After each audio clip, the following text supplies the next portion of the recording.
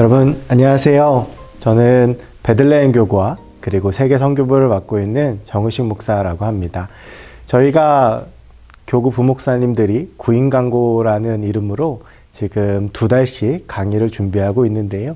이번은 구인강고 3번째 시간입니다. 1, 2월 달은 우리 가정사역부와 젊은교구를 맡고 계시는 성세원 목사님께서 부모교육에 대해서 강의를 해주셨고 3, 4월에는 우리 안디옥 교구 정규현 목사님께서 찬송가에 대해서 강의를 해주셨습니다. 이제 저와 함께 시작하는 5월과 6월에는 선교에 대한 이야기를 하려고 합니다. 지금 현재 세계 선교 현장은 매우 바쁘고 또 급하게 바뀌어져 가고 있습니다. 그러한 세계 현장 속에서 과연 우리는 어떻게 효과적인 선교를 감당하고 또 어떻게 하나님께서 원하시는 선교에 대해서 선교를 감당할 수 있을지 고민하는 시점에 있습니다. 이런 시점 가운데에서 우리가 함께 선교에 대해서 고민하면서 어떻게 하면 하나님이 원하시는 선교를 할 수 있을지에 대한 대안을 모색해보고 또 함께 기도해보는 시간을 가지고자 합니다. 그래서 이번 구인강고의 제목은 하나님의 선교를 이해하기입니다. 이후에 저랑 하나님의 선교에 대한 용어에 대해서 함께 공부하실 텐데요. 하나님의 선교란 과연 무엇이고 또 우리는 그 하나님의 선교를 위해서 어떻게 해야 되는지를 이 8주 동안 함께 나누어 보려고 합니다. 먼저 저에 대한 소개를 드리도록 하겠습니다. 이제 옆에 있는 게 제 사진인데요. 제 사진을 이 포스터에도 넣었는데 많은 분들께서 그 포스터에 있는 게 뭐 하는 거냐라고 물어보신 분들이 많았습니다. 제가 아마 이러고 있었을 텐데요.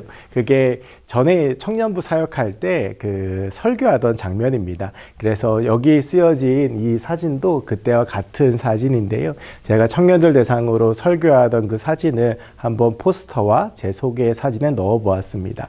저는 20살 때 장로신학대학교에 진학을 해서 신학교에 들어가서 신학 공부를 하고 곧바로 신학대학원에 진학을 했습니다. 그리고 26세 목사 안수를 받고 군대 입대를 해서 7년 동안 군목으로 사역을 하다가 2015년에 전역을 하고 2018년 서울로 올라오게 되면서 장신대에서 석사 공부를 시작하게 되었습니다. 그때 제가 석사 공부를 하면서 기도하면서 전공을 정했던 것이 선교신학이었고요. 그래서 제가 장신대에서 선교신학 석사를 마치고 지금은 박사과정 마지막 코스웍을 하고 있습니다. 이제 논문을 쓰면 선교신학 박사학위를 취득하게 되는데요. 그만큼 제 삶은 선교라는 단어를 빼고는 설명이 되지 않는 삶입니다. 제가 처음 선교를 갔던 것은 제가 25살이었던 2006년이었습니다. 2006년에 캄보디아로 선교를 가게 됐는데 저는 사실 그때까지만 해도 선교에 아무런 관심이 없는 사람이었습니다. 그때 제가 신대원 2학년이었는데요. 그때까지만 해도 제 목표는 정말 좋은 목회자, 교회를 담당하는 그런 좋은 목회자가 되어서 목회를 하는 것이었는데 어쩌다 보니 제가 아동사역을 맡아서 청년부 단기 선교를 따라가게 되었습니다. 그리고 그곳에서 너무나도 큰 하나님의 섭리와 역사를 경험하게 되었고 그때부터 제 삶에 선교란 단어를 빼놓고는 설명이 안 되는 삶을 살게 되었습니다. 지금도 삶 속에 하나님의 선교를 감당하기 위해서 최선을 다해서 살아가고 있고요. 또 언젠가 하나님께서 부르신다면 하나님이 보내신 선교지에서 사역을 감당하고 또한 살고자 하는 마음을 가지고 공부하며 기도하고 있습니다. 이제 제가 그렇게 헌신했던 선교에 대해서 우리 여러분들과 함께 나누면서 각자의 삶 가운데 하나님께서 허락하시는 선교라고 하는 그 단어의 의미에 대해서 함께 생각해보는 시간을 가져보려고 합니다.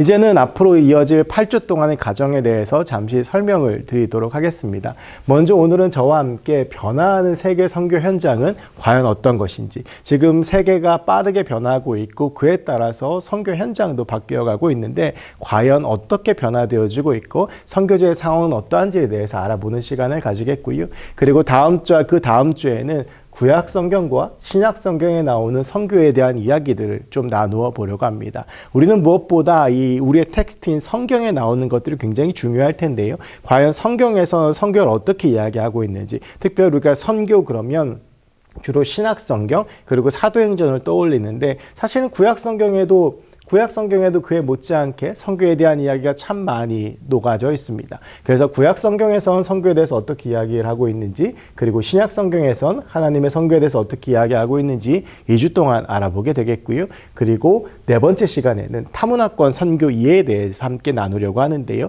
이 타문화권 선교 이해는 종교 문화권을 가지고 있는 힌두 문화권, 이슬람 문화권, 불교 문화권에 대한 이야기를 할 텐데, 과연 다른 종교는 어떻게 하나님에 대해서 또 신에 대해서 이해를 하고 있고 그들의 신앙은 어떠한 것인지에 대해서 함께 이야기를 나누면서 우리는 과연 타문화권에서 어떻게 선교를 해야 할지에 대해서 함께 고민하는 시간을 가져보려고 합니다.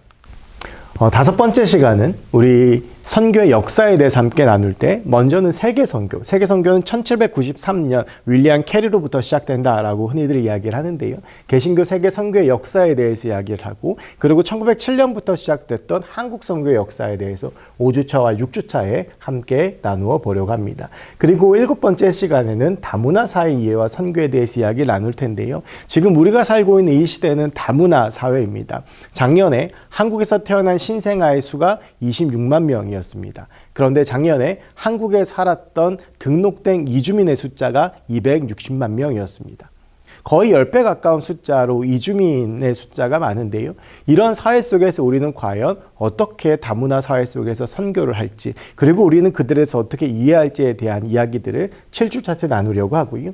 8주차인 6월 25일은 저희가 온라인 강의가 아니라 함께 모여서 현장에서 못다한 이야기들을 나누고 특별히 선교를 위해서 같이 기도하고 사명에 대해서 생각하는 시간을 가지려고 합니다. 이제 오늘부터 시작돼서 6월 마지막 주까지 8주 동안 저와 함께 이 선교의 여정을 달려가시게 될 텐데요. 부디 바라기는 하나님의 선교에 대해서 이해하고 선교의 사명에 대해서 다시 한번 깨달으시고 선교에 대해서 더 깊이 이해하며 특별히 변화되어지고 있는 세계 선교 현장 속에서 어떻게 하면 우리가 하나님의 선교를 감당할 수 있을지 함께 고민해보는 시간이 되었으면 좋겠습니다.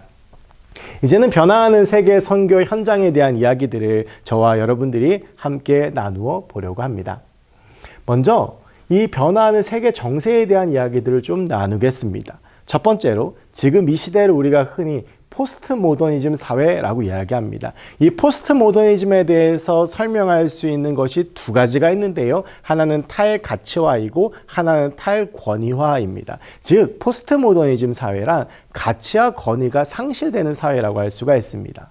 그런데 우리가 잘 아는 대로 기독교는 유일한 진리인 복음을 붙잡고 살고 있습니다. 그러니 이 복음을 붙잡고 있는 우리 기독교와 포스트 모더니즘 사회는 상당히 맞지 않습니다. 이것이 우리가 가지고 있는 첫 번째 위기입니다. 복음이 가지고 있는 절대성에 대해서 설득되지 않고 거기에 대해서 끊임없이 의문을 던지는 세대와 우리는 함께 살아가고 있는 것입니다. 지금 세계가 그렇게 변하고 있다 보니 점점 우리가 선교하기가 어렵고 복음에 대해서 이야기가 어려운 것은 자명한 사실일 것입니다. 제가 가끔 선교사님들을 만나서 이야기를 할 때가 참 많이 있습니다. 그런데 그 선교사님들이 이야기하는 그 어려움 중에 가장 큰 것이 바로 이 1번입니다. 진리에 대해서 이야기를 해도 그 진리에 대해서 설득되어지지 않고 진리에 대해서 이야기를 해도 그 진리를 받아들이지 않는 것, 하나님이라고 하는 창조주의 권위를 인정하지 않는 것, 그것이 우리가 살고 있는 이 시대의 첫 번째 모습이라고 할 수 있습니다. 두 번째는 이슬람교의 급성장입니다. 사실 우리는 이 이슬람교의 급성장이라는 주제에는 매우 둔감합니다. 왜냐하면 우리나라에선 보이지 않기 때문입니다. 그런데 기독교 미래학자인 최윤식 박사의 예측에 따르면 2050년 우리나라의 이슬람 인구가 300만 명에서 400만 명이 될 것이라고 합니다. 그 정도로 우리가 알게 모르게 우리나라에서도 이슬람교의 급성장이 이루어지고 있습니다. 그래서 곳곳에 모스크가 지어지고 있고 그리고 곳곳에서 우리는 히잡 쓴 여인이나 이슬람 교도들을 많이 만날 수 있습니다. 그리고 이것을 세계로 보았을 때는 이슬람교의 급성장은 더욱더 급하게 일어나고 있습니다. 지난 100년 동안 이슬람교는 약 두 배 성장했습니다. 유럽을 중심으로 해서 무슬림 사회가 점점점 늘어나고 있고 이슬람 국가는 그 영향력이 점점 커져가고 있습니다. 오일머니를 앞세워서 이 세계 가운데에서 이슬람 국가를 건설하고자 하는 극단주의 이슬람 세력들의 득세도 이루어지고 있는 상황입니다. 그러다 보니 우리 기독교는 위축되고 힘들어지게 되었습니다. 이것이 우리가 맞이하고 있는 이 세계의 두 번째 모습입니다. 우리는 과연 이슬람교가 급성장하고 있는 이 시대 가운데에서 어떻게 선교를 감당해야 될까요? 그래서 우리는 네 번째 시간에 이슬람교는 어떤 것이고 과연 우리 이슬람에 대해서 어떻게 이해하고 어떻게 접근해야 되는지에 대해서도 함께 이야기를 나누어 보려고 합니다. 세 번째는 세속화와 자국 이기주의입니다. 사실은 이것이 지금 세계 선교 현장이 맞이하고 있는 가장 큰 위기입니다. 세속화는 우리가 말할 것도 없이 잘 느끼고 있습니다. 세상이 점점 세속화되어지고 세상의 가치가 득세하고 있으며 기독교적 가치는 자연스럽게 매력을 잃어가고 있습니다. 이제 각 나라들은 자국 이기주의를 내세워서 선교의 잣대를 판단하고 있습니다. 그래서 선교사들이 우리나라에 도움이 되지 않는다라고 생각하면 여지없이 쫓아내는 것이 지금 현재 세계의 현실입니다. 그러다 보니 예전처럼 교회를 세우고 목회를 하는 전통적인 선교 방식에는 굉장히 어려운 위기가 찾아오고 있습니다. 과연 우리는 이러한 상황 속에서 어떻게 선교를 감당해야 할까요? 이건 역시도 우리가 함께 고민해야 될 문제이고 오늘 이 3번의 결론에 대해서는 오늘 강의 후반부에 함께 그 대안을 제시해 보고자 합니다. 네 번째로는 우리가 너무나도 깊게 체험하고 있는 코로나 팬데믹과 포스트 코로나입니다. 이 코로나는 우리에게 참 많은 것을 바꾸어 놓았습니다. 이렇게 제가 영상 강의를 하고 있지만 이 영상 강의는 코로나 전에는 사실은 별로 이렇게 생각하지 못했던 것입니다. 그런데 코로나라고 하는 이 질병이 우리 가운데 여러 가지 생활 양식들을 바뀌게 했는데 그 중에 하나가 바로 이렇게 영상 콘텐츠의 활용들입니다. 그리고 이제는 코로나가 끝나가고 있습니다. 우리는 이 코로나가 끝나는 시대를 포스트 코로나라고 이야기를 하고 있는데요.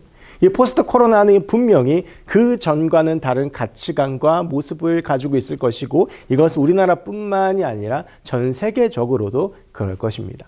과연 우리는 이러한 시대 속에서 어떻게 선교 전략을 구상하고 과연 우리는 어떻게 선교를 해야 할 것인가? 이건 역시도 우리가 함께 고민해야 할 문제입니다. 마지막으로 다양한 종교의 등장입니다. 여러분 우리는 우리나라 현실을 바라보면서 종교 인구가 줄어들고 있다고 생각을 합니다. 그런데 여러분 전 세계적으로 보면 종교 인구는 늘어가고 있습니다. 그것은 점점 인간의 미래에 대한 불확실성이 커져가며 무언가 의존할 종교를 찾고 있는 것입니다. 그런데 문제는 이것입니다. 사람들이 더 이상 전통적인 종교의 매력을 느끼지 못합니다. 그러다 보니 신흥 종교들이 많이 등장하게 되고 우리가 흔히 이단이라고 부르는 다양한 이단들이 등장을 하면서 많은 종교들이 우후죽순 늘어가고 있습니다. 지금 전 세계적으로 보면 기독교 인구는 늘어가고 있습니다. 그런데 그 기독교 인구에는 천주교와 개신교와 이단이 함께 포함되어 있습니다. 그때 이 세계적으로 늘어가는 기독교 인구의 상당수는 우리가 흔히 이단이라고 부르는 세력들입니다. 얼마 전에 아프리카에서도 그런 문제들이 불거졌는데요. 이 이단 세력들이 늘어가면서 세계 현장 가운데에서는 굉장히 혼란스러운 상황이 발생하고 있습니다. 과연 이것이 기독교인지 이것이 과연 제대로 된 종교인지 이것에 대한 기준점을 세우는 것부터가 우리 가운데 굉장히 중요한 문제가 되어지고 있고 그래서 이것들이 지금 현재 세계 선교 현장에서 굉장히 큰 문제로 작용하고 있습니다. 여러분 이렇듯 많은 세계의 변화되는 모습들이 우리의 세계 선교 현장 가운데 도전이 되어지고 있고요. 이것이 우리가 맞닥뜨려서 살고 있는 이 시대입니다. 과연 우리는 이 가운데 어떻게 해야 할까요? 이 질문을 던지면서 오늘의 이야기들을 함께 풀어나가 보려고 합니다. 자, 여러분 이제는 이 선교라고 하는 말에 대해서 우리가 함께 좀 보려고 합니다.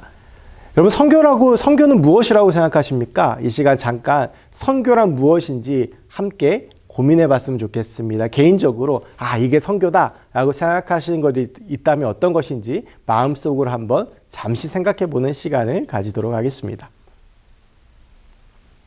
네, 여러분이 선교라고 하는 말은요, 이 라틴어 미쇼에서 오는데요. 이 미쇼는 파견이라고 하는 뜻입니다. 즉, 선교는 파견하는 것입니다. 그래서 사전적인 정의를 보면 이 선교라고 하는 것은 그리스도교 신앙을 선전하여 널리 전하는 일을 뜻하는 기독교 용어라고 되어져 있습니다. 그럼 이 선교란 것은 과연 어떠한 형태인가? 최초의 선교 형태는 삼위일체 하나님의 선교라고 이야기를 하는데요. 성부 하나님께서 성자 예수님을 이 땅 가운데 보내신 것, 그리고 그 성자 예수님께서 이 땅 가운데 사역하시다가 하늘로 올라가셔서 이 땅 가운데 성령을 보내신 것, 바로 이 파견, 미쇼라는 단어가 뜻하는 이 보냄이 일어나는 이 삼위일체 하나님의 선교를 우리는 최초의 선교 형태라고 할 수 있습니다. 그래서 여러분들이 선교라는 말을 들으면 보내다라는 것이 먼저 떠오르듯이 바로 이 최초의 선교의 형태는 삼위일체 하나님께서 이 땅 가운데 보내시고 또한 함께 오신 그 선교 사역을 이야기한다라고 할 수 있습니다. 이 선교의 시작은요, 개신교 선교는 1793년 윌리엄 캐리에 의해서 시작이 됐는데요. 영국의 가난한 구두 수송공이었던 윌리엄 캐리가 1793년 인도로 떠나는 것, 그것이 개신교 선교의 첫 시작이라고 봅니다. 이 윌리엄 캐리라고 하는 사람은 바로 이 이교도 선교 반복론이라는 책을 쓰게 되는데요. 이것이 개신교 선교의 역사를 시작했다라고 해도 과언이 아닙니다. 그렇다면 우리나라는 언제부터 선교를 시작했는가? 우리나라는 1907년 제주도로 이기풍 목사님을 파송하면서 첫 선교를 시작했고요. 다문화권 선교는 1913년 산둥성으로 사람들을 파송하면서 그 선교가 시작이 되었습니다. 이제 이 하나님의 선교라고 하는 단어에 대해서 함께 보려고 합니다. 우리가 지금 선교라는 단어가 어떤 것인지를 보았는데요. 제가 이 구인 광고의 주제, 하나님의 선교 이해하기라고 하는 말을 보았습니다. 그런데 이 하나님의 선교라는 말을 들으시면 이런 궁금증이 떠오르실 수도 있습니다. 아니, 모든 선교가 다 하나님의 선교가 아닐까? 그런데 여러분, 우리가 이전에 지내왔던 기독교 역사를 보면 하나님의 선교라는 단어는 쓰인 지 얼마 되지 않았습니다.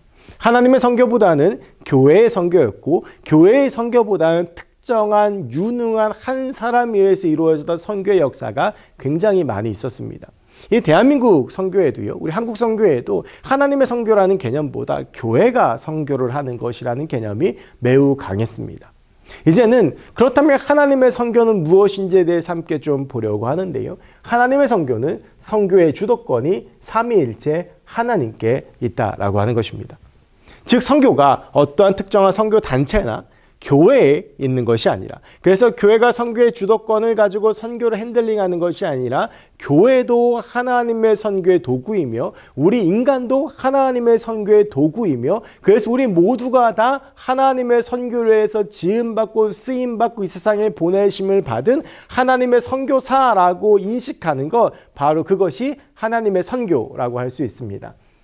우리가 이 성경에서 하나님의 선교의 특징을 몇 가지 찾아볼 수 있는데요. 가장 첫 번째가 바로 우리 믿음의 조상인 아브라함의 가나안 파송입니다. 이 아브라함은 원래 갈대 우르 사람이었다가 하란에서 거주하다가 가나안으로 가서 살게 됩니다. 여러분 잘 아시겠지만 이 가나안은 우리 기독교 역사, 특별 성경에서 굉장히 중요한 의미를 차지하고 있는데요. 이 아브라함은 가나안으로 보냄을 받은 하나님의 사람이었다라고 하는 것입니다. 그리고 아브라함은 그 가나안에 가서 하나님의 사람으로서 살게 되고요. 그곳에 영향력을 미치게 되고 그곳을 변화시키는 하나님의 사람으로 살아가게 됩니다. 즉 아브라함은 선교적 삶을 살았다라고 하는 것입니다. 자, 여러분 이제 이 말에 주목해 주셔야 합니다. 선교적 삶입니다. 여러분 우리가 선교하는과 선교적을 구분할 필요가 있습니다. 선교하는은 doing입니다. 행위에 초점이 맞추어져 있지요. 그럼 선교적이라는 것은 무엇입니까? 존재입니다. being입니다. 즉 내가 살아가는 것 그 자체가 하나님을 증거하는 삶, 바로 그것이 선교적 삶인데요. 그것을 드러내는 것을 하나님의 선교라고 우리는 이야기를 합니다.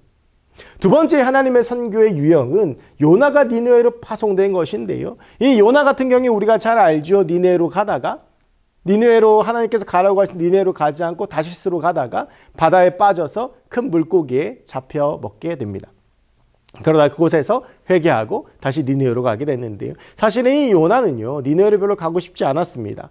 그 심정도 또한 이해가 됩니다. 니네는 당시 아수르의 수도로서 북이스라엘 사람인 요나가 보기에는 원수와 같은 국가였습니다. 그런데 그곳에 가서 하나님의 복음을 전하는 것이 요나에게는 받아들일 수 없는 일이었는데요. 그래서 요나는 다시스로 도망갔지만 하나님께서 그를 돌이켜서 다시 니느웨로 돌아가게 하십니다. 그런데 요나는 여전히 니느웨에 가서도 하나님의 말씀을 전하는 것이 탐탁치 않았습니다. 그래서 꼬박 돌면 3일이 걸리는 그 성을 하루 만에 다니면서 복음을 전했는데요. 그만큼 대충 전했다라고 하는 것이죠. 그런데 여러분 어떤 일이 일어납니까? 니느웨의 성이 변화되어지고 모든 사람들이 나와서 하나님께 회개하며 그 성의 구원을 받는 역사가 일어나게 됩니다. 누가 하신 것입니까? 하나님이 하신 것입니다.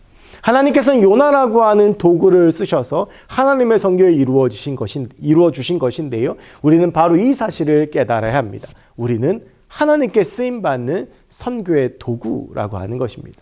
마지막으로 예수의 세상 파송을 통해서 하나님의 선교를 볼 수 있는데요. 성부 하나님께서는 성자 예수님을 이 땅 가운데 파송하셨습니다. 그리고 예수님이 이 땅 가운데에서 가르치고 고치시고 전파하시는 사역을 감당하셨고 그것들을 통해서 하나님의 나라를 확장시켜 주셨습니다. 예수님의 공생의 3년은 하나님을 드러내는 삶이었고 예수의 존재는 수많은 사람들을 변화시키는 놀라운 기적을 베풀어 주었습니다. 예수님 안에 요한복음 14장 20절에서 말하는 것처럼 예수님 안에 하나님이 계셨고 또한 하나님 안에 이 땅에 있는 예수님이 계신 바로 이 삼위일체적 관계를 통하여 삼위일체 하나님의 선교가 이 땅 가운데 일어난 것이고 그리고 나서 성령께서 이 땅 가운데 오셨을 때 그 성령 안에 성부 하나님과 성자 하나님이 함께 계시면서 삼위일체 하나님의 선교가 지금도 계속되어지고 있는 것입니다. 여러분 우리는 아브라함입니다. 가나안으로 파송받아서 선교적 삶을 살아가라고 명령받았던 아브라함처럼 우리는 지금 하나님께서 보내신 이 자리에서 하나님의 존재를 드러내는 하나님을 드러내는 선교적 존재로 살아가고 있는 것이죠. 또한 우리는 요나입니다. 하나님의 도구로 복음을 전하는 사람으로 쓰임받고 있습니다. 또한 그런 우리에게 삼위일체 하나님께서 함께 하십니다. 자, 여러분 이 시점에서 우리가 이 선교에 대한 오해 한 가지를 풀고 가려고 합니다. 제가 선교신학을 처음 공부할 때요. 많은 사람들이 저한테 물었던 질문이 그것이었습니다. 아, 선교 가려고? 지금도 제가 선교학을 공부하고 있다라고 이야기를 하고 선교사역을 하고 있다라고 말하면 언제 선교사로 갈 거야? 어느 나라로 갈 거야? 라고 물어보는 사람들이 많이 있습니다.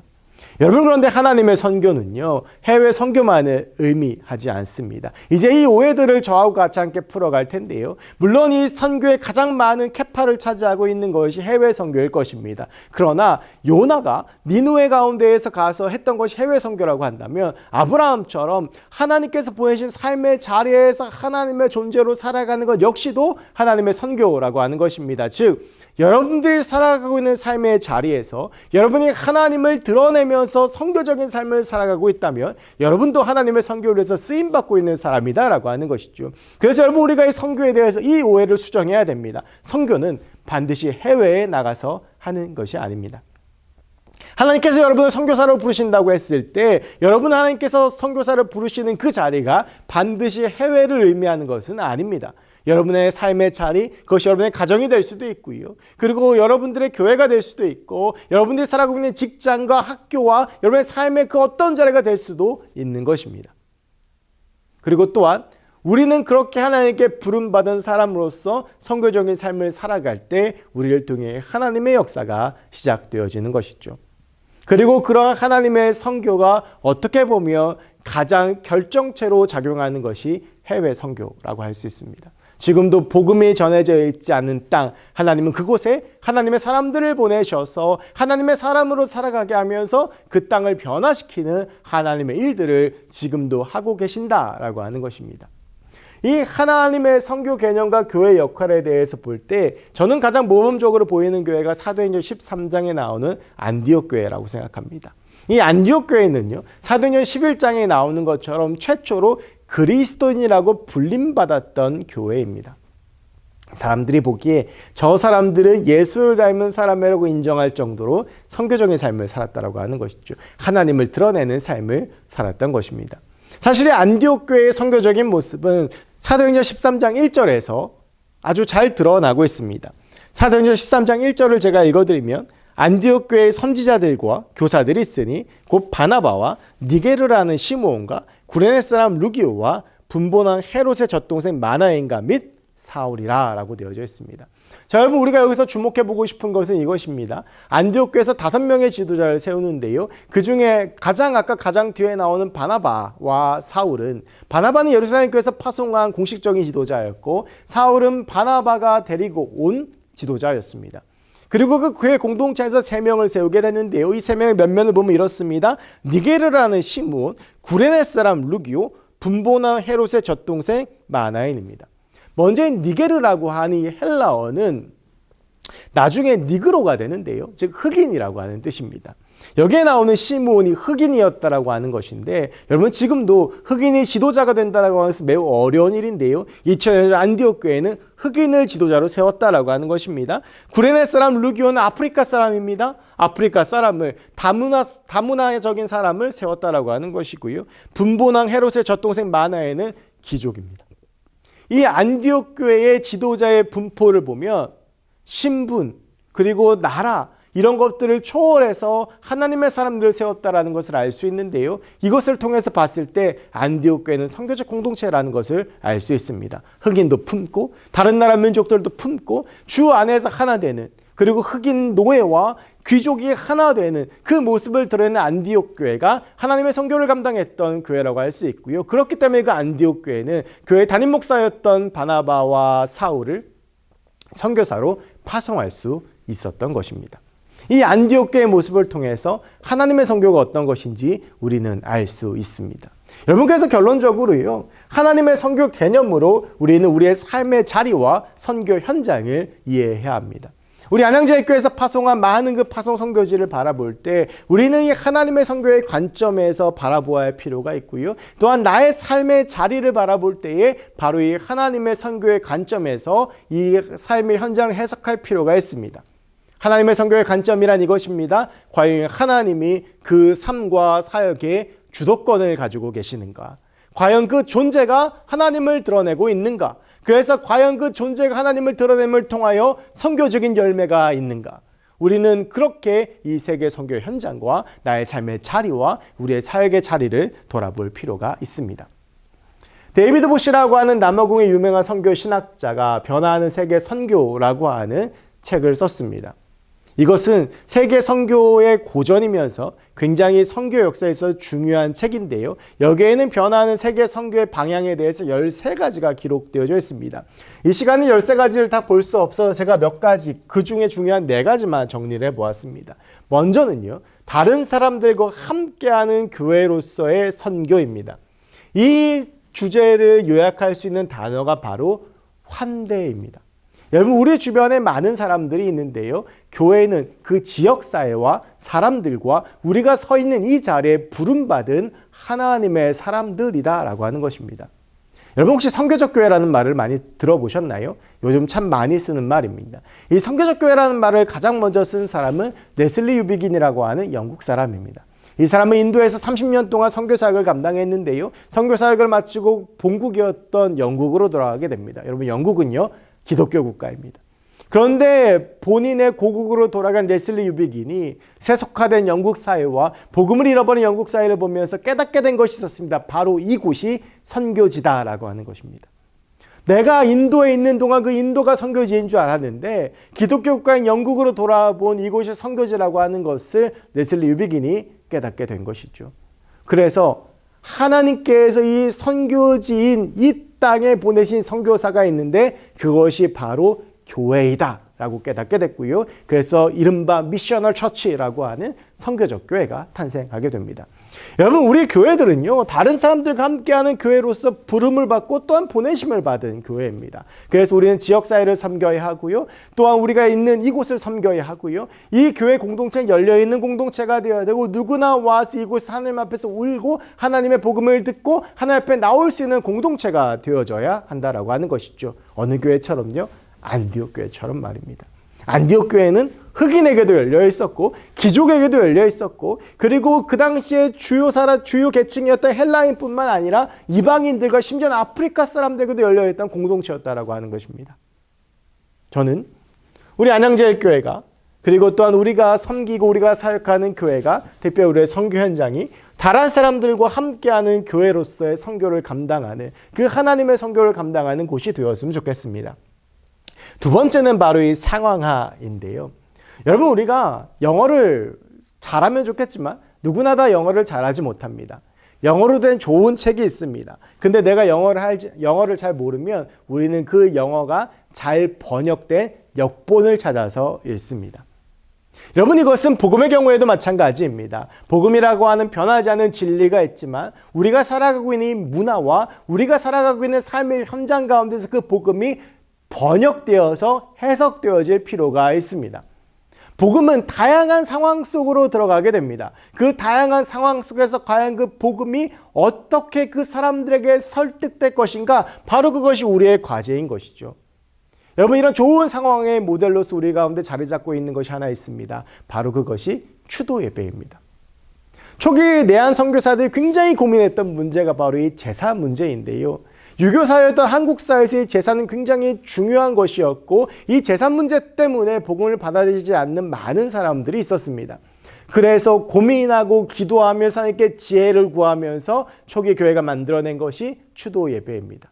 이 추도 예배는요, 죽은 사람의 넋을 기리거나 또한 죽은 사람께 기도하는 것이 아닙니다. 남아있는 사람들이 죽은 사람을 기억하면서 하나님께 예배하고 위로를 얻고 격려를 얻는 바로 그 시간이 추도 예배인데요. 이것이 바로 상황화라고 할 수 있습니다. 여러분, 이것은 좋은 선교 전략입니다. 과연 우리는 이 급변하는 세계 현재, 아까 제가 말씀드렸지만 여러 가지 상황들 속에서 바뀌어지고 있는, 특별히 포스트 모더니즘 속에서 탈가치화가 일어나고 탈권위화가 일어나며 수많은 외국인들이 우리 가운데 오고 있는, 또 여러 가지 대중매체와 문화가 발전되고 있는 이 사회 속에서 어떻게 선교를 감당해야 될 것인가, 또한 우리가 다양한 세계 선교 현장 가운데 가서 공산국가에서, 무슬림 국가에서, 힌두권 국가에서, 불교 국가에서 과연 그런 현장들 속에서 어떻게 하나님의 선교를 감당할 것인가가 우리의 과제이자 고민이라고 할 수 있겠습니다.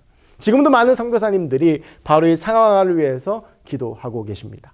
또한 고민하고 계십니다. 우리도 함께 고민하며 기도할 수 있었으면 좋겠습니다. 세 번째로는요, 하나님의 전체 백성들에 의한 사역으로서의 선교, 굉장히 어려운 말이지만 이 말을 바꾸면 제가 요즘 참 많이 하고 있는 말인데요, 제가 밀고 있는 말이기도 합니다. 이 말로 요약할 수 있습니다. 당신도 선교사입니다 라고 하는 것입니다. 여러분, 이 하나님의 선교의 특징은 이것인데요, 하나님의 선교는 특정한 사람, 소수의 사람만 하는 것이 아닙니다. 하나님은요, 모든 백성을 다 선교사로 부르십니다. 근데 여러분, 아까 우리가 하나님의 선교의 개념을 통해서 보면서 이해했지만 이 부분을 잘 이해하셔야 됩니다. 하나님께서 모든 사람들을 다 외국으로 보내신다라는 이야기가 아닙니다. 하나님은 어떤 사람은 해외 선교 현장으로 부르기도 하시고요, 어떤 사람은 직장 선교 현장으로 부르기도 하시고, 어떤 사람은 군 선교 현장으로 부르기도 하시며, 어떤 사람은 학원 선교 현장으로 부르기도 하십니다. 또 어떤 사람은 가정 선교의 현장으로 부르기도 하십니다. 여러분, 우리가 하는 모든 행위는요, 사실은 선교적인 행위입니다. 왜냐하면 선교란 하나님을 드러내는 것이기 때문입니다. 우리가 선교적인 존재다라고 하는 것은 하나님을 드러내는 존재다라고 하는 것이기 때문입니다. 이 시대의 선교는 어떤 선교가 되어야 하냐 하면 우리 모두가 다 하나님의 선교를 감당하는 선교가 되어야 합니다. 여러분을 부르시는 바로 그 자리, 직장과 가정과 학교와 여러분이 지금 발을 디딛고 있는 그 공동체, 그 삶의 자리에서 여러분은 선교사로서의 삶을 사셔야 하는데, 그 선교사로서의 삶은 하나님이 여러분의 주인 되심을 드러내고, 하나님께서 여러분에게 주신 그 은혜를 드러내고, 하나님의 존재를 드러내고, 하나님의 말씀을 삶으로 보여주는 것, 바로 그것이 하나님의 전체 백성들에 의한 사역으로서의 선교라고 할 수 있습니다. 그래서 여러분, 선교는 선택받은 사람만 한다라고 하는 그 오해를 버리시기 바랍니다. 우리 모두는 다 선교사로 부름을 받았고요, 우리는 지금도 선교사로서 살아가고 있습니다. 마지막으로 해방과 소망으로서의 선교인데요, 가난한 자와 절망한 자들을 위한 사역입니다. 여러분, 우리 주변에도 가난하고 절망한 사람들이 많이 있습니다. 그들에게 찾아가서 복음을 전하는 것, 바로 그것이 선교입니다.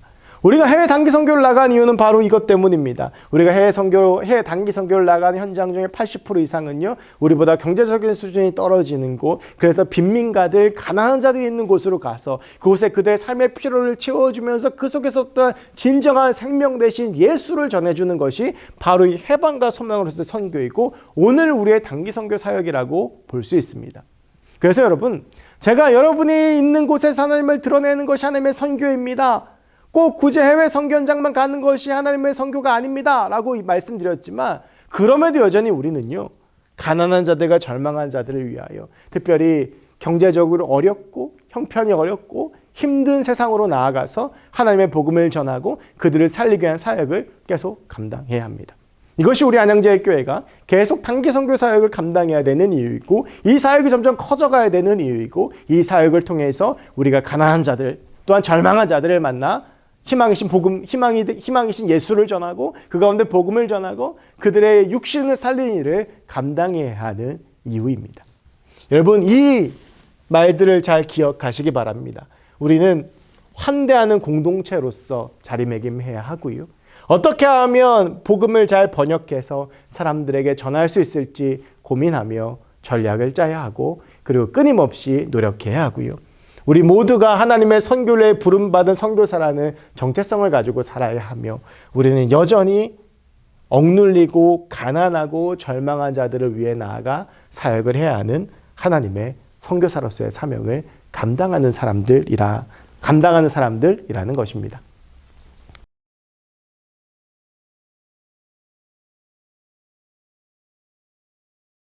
자, 이제 여러분, 이 선교 현장 케이스 스터디를 한번 해보겠습니다. 이것은 우리 안양제일교회가 파송하고 있는 선교지들이 어떠한 현장이고, 과연 이 속에서는 어떻게 우리가 선교하는 것이 중요할지에 대해서 한번 같이 생각해보자라고 하는 것입니다. 먼저 특정 종교 및 국교를 가지고 있는 나라들이 있습니다. 여러분, 이 필리핀은요, 천주교 국가, 카톨릭 국가입니다.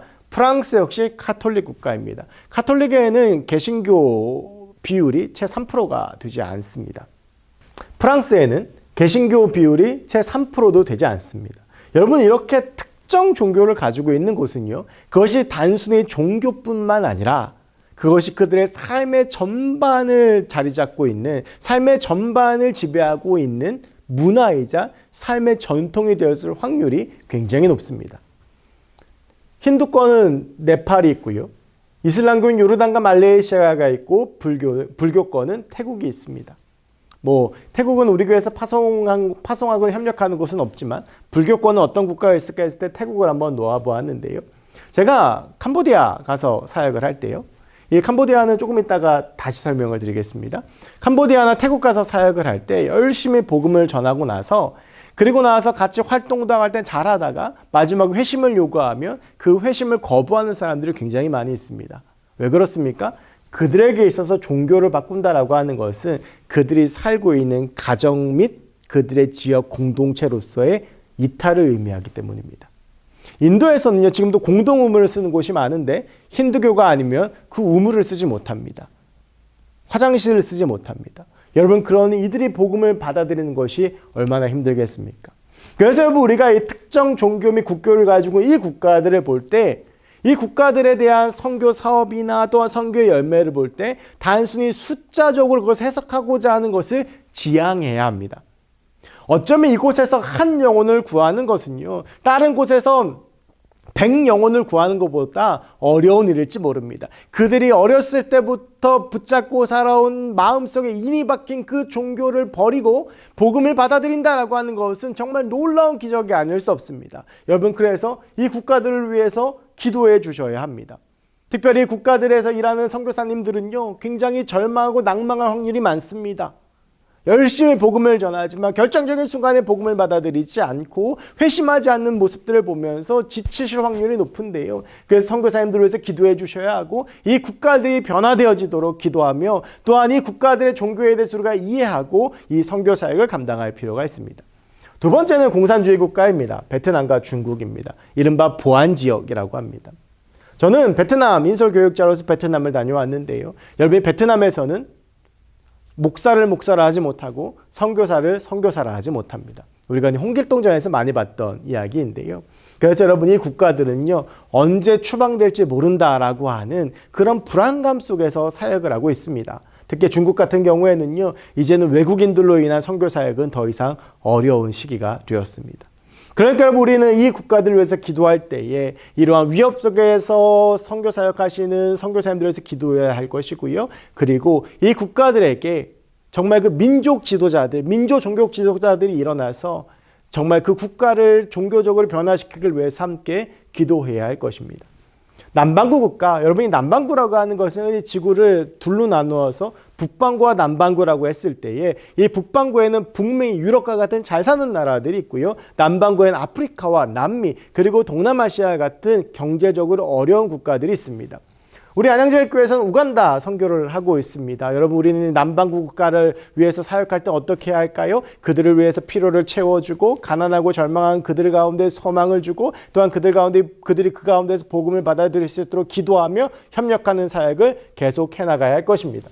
마지막으로 특수한 역사의 국가인데요. 캄보디아, 카자흐스탄입니다. 여러분, 카자흐스탄 같은 경우에는 잘 아시는 대로 소련이었다가 중앙아시아 대륙들이 5개 국가로 분리가 됐던 국가이면서 그리고 또한 이슬람 국가입니다. 굉장히 여러 가지로 어려움을 많이 가지고 있는 국가이기 때문에 우리는 카자흐스탄을 위해서 많이 기도해야 합니다. 그리고 캄보디아는 1975년부터 79년까지 폴포트 정권 크메르루즈로 인한 킬링필드의 역사를 가지고 있습니다. 자국민의 4분의 1을 민족 지도자가 죽이는 그런 비참한 일을 맞이하게 됐는데요. 제가 서두에 말씀드렸지만 제 첫 선교 사역지가 2006년 캄보디아였습니다. 제가 캄보디아 가서 가장 놀랐던 것 중에 하나가 그 당시에는 캄보디아에 없는 것이 2가지가 있었는데 하나는 은행이 없었고 하나는 신호등이 없었습니다. 돈을 모아도 언제 죽을지 모르기 때문에 돈을 모으지 않고요. 국가하고 한 약속을 믿지 않기 때문에 신호등이 없었습니다. 물론 지금은 그런 모습은 아닙니다. 이런 역사 속에서 복음을 전한다고 하는 것, 외국인으로 인하여서 그들의 종교를 받아들인다라고 하는 것이 결코 쉬운 일이 아닙니다. 자, 여러분이 선교 현장들을 보시면서 어떠한 생각이 드십니까? 제가 이해도에 따라서 조금 길게 설명한 국가도 있고 조금 짧게 설명한 국가도 있지만 사실 이 모든 선교 국가들은 매우 중요한 국가들이고 저마다 다양하게 어려운 상황 속에서 놓여 있다라고 하는 것입니다. 여러분, 그래서 이 선교 현장들마다 필요한 것이 하나님의 선교입니다. 하나님께서 하시지 않으면 안 됩니다. 그럼 우리는 어떻게 해야 되겠습니까? 우리 교회가 가지고 있는 선교 현장 가운데 할 수 있는 것이 2가지가 있습니다. 하나는 하나님께서 그 선교를 감당하시기 때문에 우리 선교 현장을 위해서 기도하는 것이고요. 또 하나는 우리가 이곳에 단기 선교 사역을 가서 이곳의 사역들을 각 상황들에 맞게 돕는 것입니다. 그것이 어쩌면 우리 가운데 부르신 하나님의 선교사로서의 사명이라고 할 수 있겠습니다. 여러분, 마지막으로요. 이제 어떻게 하면 이 변화하는 세계 선교 속에서 우리가 대안을 찾을 수 있을 것인가에 대한 결론을 지어보려고 합니다. 우리는 하나님의 선교적인 존재로서의 하나님의 백성입니다. 변화하는 세계 선교 현장 가운데에서 우리가 감당해야 될 선교 사역들이 분명히 있는데요. 첫 번째는 평신도 선교사 정체성 확립과 전문의 선교의 영역 확대입니다. 여러분, 제가 말씀드렸지만 우리 모든 선교사입니다. 그런데 세계 선교 현장이요, 이제는 평신도 선교사들을 더 요구하고 있습니다. 이제는 목회적인 선교는 어려움을 많이 겪습니다. 그래서 대안으로 등장하는 것이 바로 비즈니스 선교입니다. 아까 말씀드렸지만 자국 이기주의 때문에 자국에 이득이 되는 사람들만 남겨놓기 원합니다. 그런데 여러분, 그들의 입장에서 볼 때는요, 목회자들은 별로 크게 자국에 도움이 된다고 생각하지 않습니다. 하지만 우리나라에 경제적으로 이득을 많이 준다라고 생각하면 그 위치가 바뀌게 되는데요. 여러분, 그래서 예전에는 주로 교회를 세우고 목회하는 일들이 선교 현장의 중심이었다고 한다면 이제 그 사역을 계속 해나가면서 함께 비즈니스 선교가 함께 가야 합니다. 그렇게 되기 위해서 여러분, 우리가 이 세계 선교 현장 가운데 어떤 일이 일어나야 되겠습니까? 우리가 목회자로서 선교지에 나가서 복음을 전하는 사역도 너무너무 중요하지만 함께 평신도 선교사가 일어나서 하나님께 주신 은사와 재능을 가지고 나아가 선교하는 사역이 너무 중요하다라고 하는 것입니다. 아마 이 강의를 들으시는 대부분의 분들이 평신도이실 텐데요. 여러분에게 하나님께 주신 은사들이 있습니다. 여러분, 그 은사들을 하나님의 선교를 위해서 사용하시기 바랍니다. 그럴 때에 정말 어려움을 겪고 있는 세계 선교 현장 가운데 하나님의 역사가 일어나게 됩니다. 2번째는요. 체계적인 선교 후원 시스템 정립입니다. 선교사들이 미래를 예측하면서 사역할 수 있도록 선교 후원 시스템을 정립해야 하고요. 그리고 선교사들이 또한 선교를 잘할 수 있도록 재정 후원을 해야 합니다. 여러분, 사실 선교는요, 재정이 없으면 하기가 참 어렵습니다. 누군가를 만나서 복음을 전할 때 그냥 복음을 전하는 것이 아니라 그들의 필요를 채워주면서 복음을 전해야 하고요. 아까도 우리가 보았지만 가난하고 절망하는 자들을 위해서 또한 그들의 생명을 살리기 위해서 도와야 하는 부분들도 있고, 또한 때로는 건물을 지어야 하는 부분들도 있고요. 때로는 후원해야 되는 부분들이 있습니다. 그렇기 때문에 체계적으로 선교로 후원할 수 있는 시스템을 정립하고 투명하게 그 여건들을 만들어갈 필요가 있습니다. 세 번째는요, 상황화 전인적 구원에 대한 이해와 선교 전략을 수립하는 것입니다. 다양한 문화에 대해서 우리가 이해를 해야 하고, 특별히 생명을 구원하기 위해서 우리가 함께 나아가야 하는 것입니다. 여러분, 그래서 우리가 이 고민을 함께 해주셔야 합니다. 어떻게 하면 이 변화되는 세계 선교 현장 속에서, 아까 선교 현장 케이스 스터디를 통해서 봤지만 다양한 선교 현장들이 있는데 그 속에서 어떻게 그 상황에 맞게 선교를 할 수 있을 것인가, 함께 고민하고 함께 연구하고 함께 기도한다면 좋은 선교의 전략이 나올 것이라고 생각하고요. 그래서 우리 안양제일교회 단기 선교 사역 역시도 이렇게 전략적으로 상황에 맞게, 또 하나님께서 원하시는 그 방향에 맞게 함께 나아갈 수 있는 선교가 되었으면 좋겠습니다. 마지막으로요, 가는 선교에서 오는 선교의 패러다임 전환입니다. 저랑 7주차에 다문화 선교에 대해서 함께 배우시게 될 텐데요. 출생하는 신생아보다 우리나라에 거주하는 외국인의 숫자가 10배 이상이 많습니다.